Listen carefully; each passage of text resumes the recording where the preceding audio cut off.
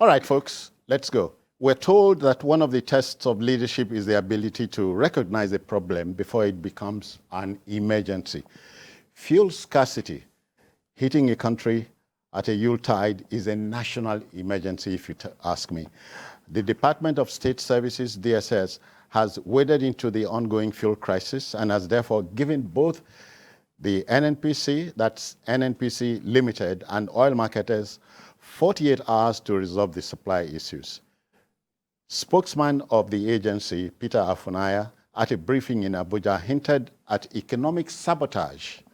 Did you get that? Economic sabotage, and threatened to go after those impeding the supply of petroleum products. After all, the NNPC had given assurances of a sufficiency of the products.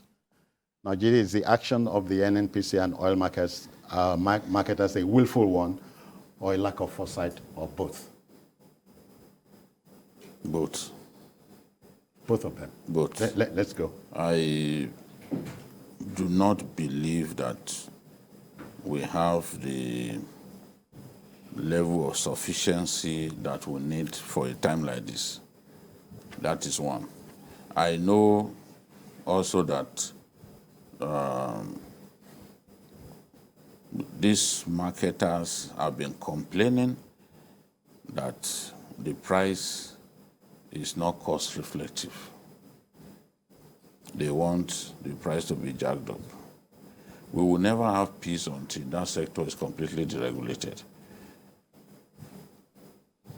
The situation in which prices are fixed and some stakeholders continue to sell above the ex-depot price is not desirable for anyone. If people find it difficult to make money under the present pricing regime or regime, then you would expect that they will cut all kinds of corners so that they can make money. For example, some depot were selling this product at about 220 naira per liter. So what did you expect independent marketers, for example, to do? Because independent marketers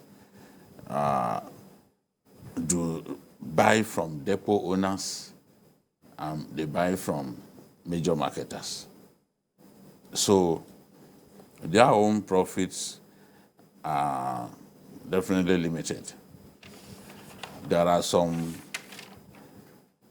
major marketers who have, there are some depot owners who have retail stations of their own.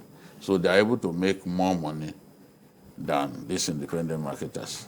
Because independent at any time. Well, independent marketers will go to them being depot owners. I'm saying that there are some depot owners who have filling stations of their own. They retail the product. Okay, so those ones, their profit margin would definitely be higher than that of independent marketers. So when independent marketers go to depot owners, and depot owners sell at above even the regulated or approved pump price, what do you expect them to do? Of course, they will push that burden back to the consumer. To you and I. And we don't want to see that happen. The way they force us to accept that as fait accompli is to not sell. Yeah. They will have products, they will not sell. The price volatility in the sector is the worst that I've seen in my adult life. Oh, yeah. Today you can buy it at 285 naira per liter. In my village, my dad told me that last week they were selling it at 285 naira per liter. Some were buying at 300 per liter elsewhere. Even here in Lagos, some were buying at 260, 240, depending on where you are buying the product. Some have and refuse to sell. And if we all want to buy from major marketers, a lot of the major marketers are in the urban centers. Yeah.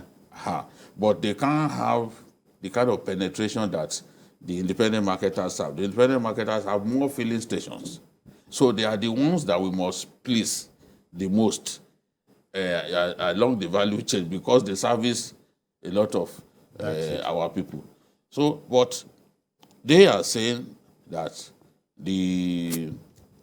what you call the daughter vessel that is goes to the that they use to take product from high sea. Yes, that the cost of renting it went up by more than 130 something percent.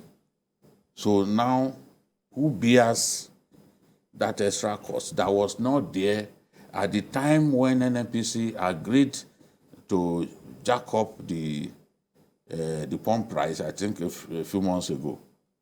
So some fresh costs, coupled with inflation, coupled with the fact that marketers have difficulty in accessing foreign exchange, have inexorably pushed the cost of this product up.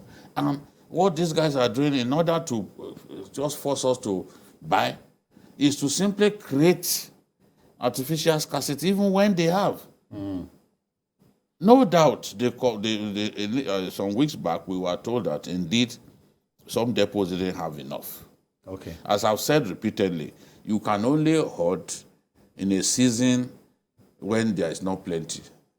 When there is plenty, everyone wants to dispense his cargo. Yes. But once these people sense that there is a bit of supply tapering down, you see that they want to exploit the situation. It is those such people that the DSS is frustrated about and now warning them, because the truth is, DPR, I don't know if they changed their name now, they are the ones who are supposed to monitor these filling stations. But how many personnel do they have? Yeah. How many enforcement officers do they have?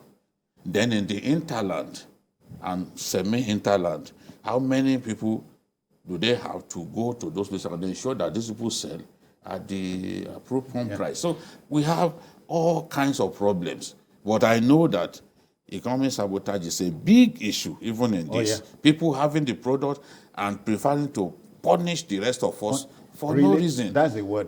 Yes. Punish. So those are the people that my friend Afunaya was talking about, that, look, we have to go after them. Because let's face it, citizen, petrol is a security product. It is. Petrol scarcity can push people to violence. Especially at a time like this. Yes, this is not the time when it should happen, because we use it more at this time. People have to travel, people have OMBs, they want to spend money and all that. So this is the time when you need it. The demand will be higher at this time. Even I hear that, well, the first law of nature is self-preservation. We must preserve this union called Nigeria. It may not be the best, as we would have wished for, but let the country enjoy the relative calm that we have. I think the spokesman of the DSS, Dr. Ifunaya, was pushed to the wall before the conference. But sometimes, don't you feel that there are some people who are using this country and it is time for us to beg them, leave us alone? I'm sorry, I hope I'm gravitating your way.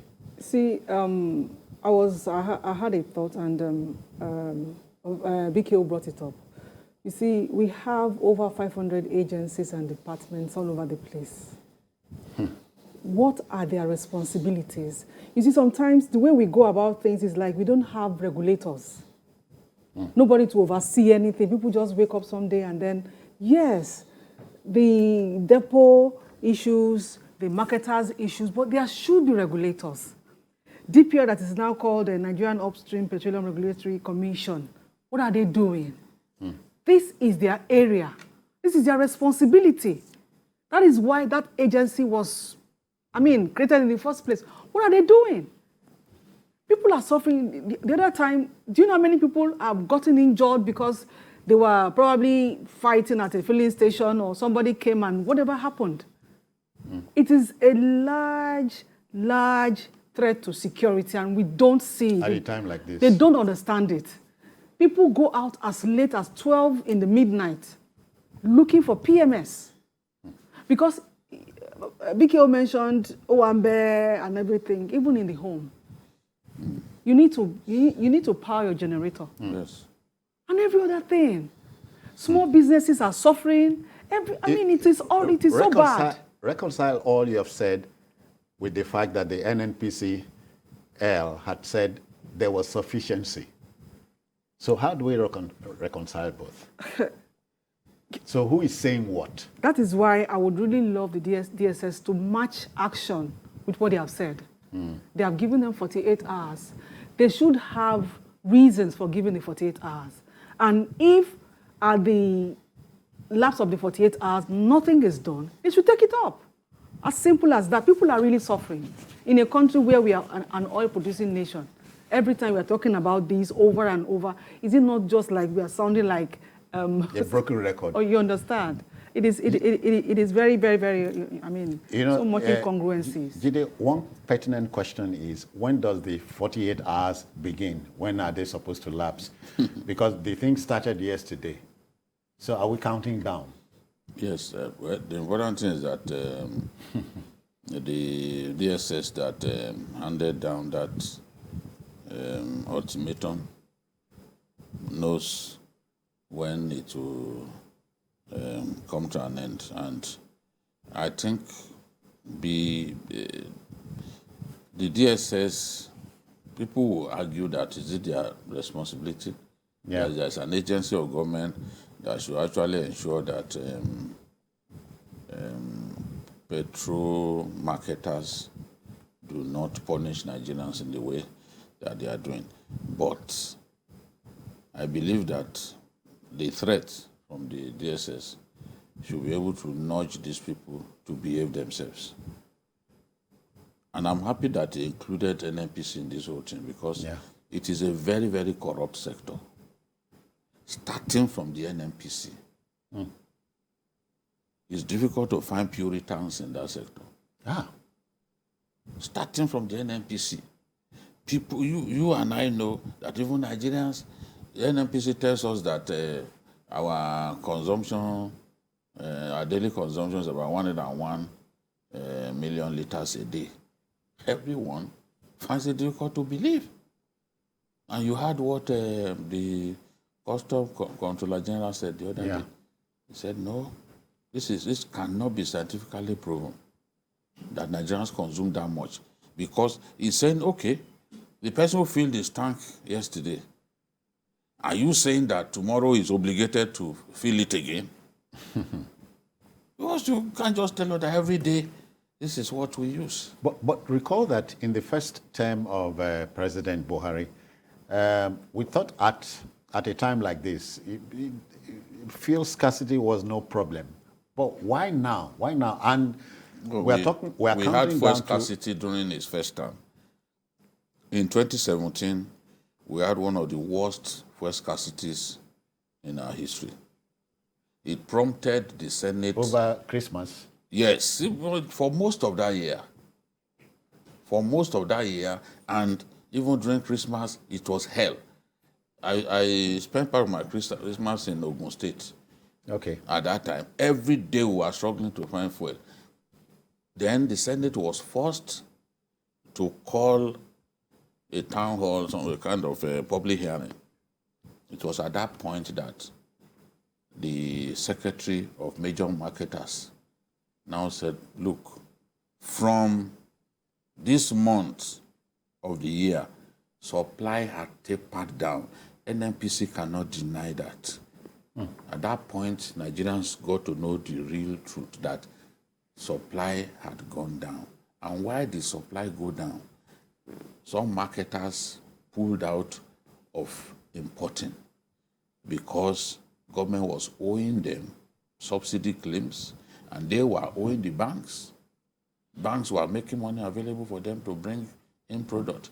They were being owed. Banks were on their necks, so they stopped importing. And NNPC could not do it alone. It was after that that NNPC reverted to sole importer. But even that one is not true. As we have seen with that smelly petrol that they brought into our country. Bad petrol. Yes. That bad petrol that they brought into our country. The people who were accused of bringing in that product were not NNPC staff. That means NNPC sublet if I can use the word sublet in this context, or NNPC simply outsourced the contract for bringing in the product to those people. And I can tell you that people keep hearing that NNPC is the sole importer. It's a lie from the pit of hell. There are still people outside of NNPC bringing in products. I know one of them very well, a big marketer from northern Nigeria, but I will not mention his name here.